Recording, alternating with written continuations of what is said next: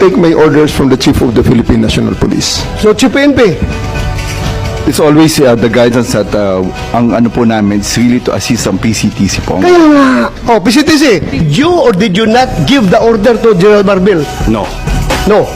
So, General Marbil, are you lying? So I'm not lying, but I just want to have the executive privilege po regarding this matter, this Ay, operation matter. nandito na tayo eh. Executive privilege ka dyan.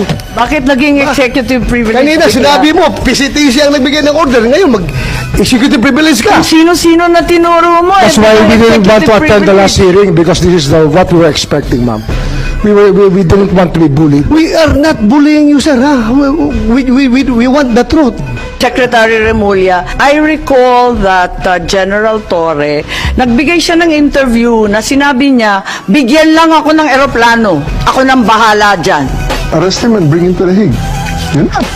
Simple as that. Arrest him and bring him to the Hague. Sagot ko lang, sir, bigyan mo ko aeroplano. O di ayos. So Secretary Remulla, nagpa-interview na si General Torre. We're not bullying him. He voluntarily gave this interview. Sinabi niya na siya talaga. Paano ba yun? Sino nag-utos sa kanya? I gave them the advice. That, So kayo number ang one, nagutos? serve the warrant of arrest. And number two, surrender him to the Hague. That's what the law provides. So, sir, you're the one giving the orders. Well, in some ways, because I gave them the legal basis for all the actions that happened. So, you're the one giving the orders. If I have to be the one, then if I am the one No, sir. that is referred to, I will admit it.